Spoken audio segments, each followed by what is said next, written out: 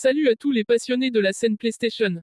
Aujourd'hui, le 29 avril 2026, une onde de choc vient de traverser la communauté du hack PS4.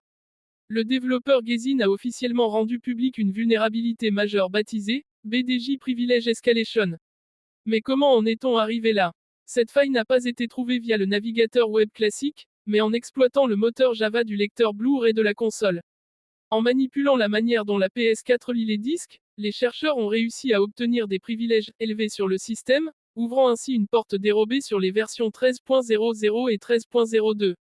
C'est une avancée historique qui prouve que même les firmwares les plus récents de Sony ne sont pas invulnérables. Alors, quel est l'espoir pour un jailbreak public?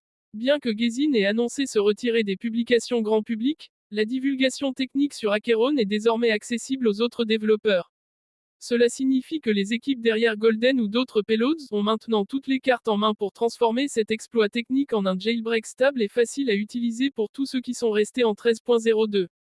Et pour les utilisateurs en 13.04, le pourcentage augmentera au fur et à mesure. Même si Sony a tenté de colmater la brèche avec cette mise à jour, l'histoire du hack nous montre qu'une faille aussi profonde laisse souvent des traces ou des variantes exploitables sur les versions suivantes. La recherche ne s'arrête jamais. Mon conseil est simple, si vous êtes en 13.04 ou moins, ne mettez surtout pas à jour votre console.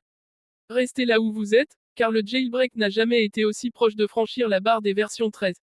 Restez connectés sur la chaîne pour ne rien rater des prochaines évolutions. On se retrouve très vite.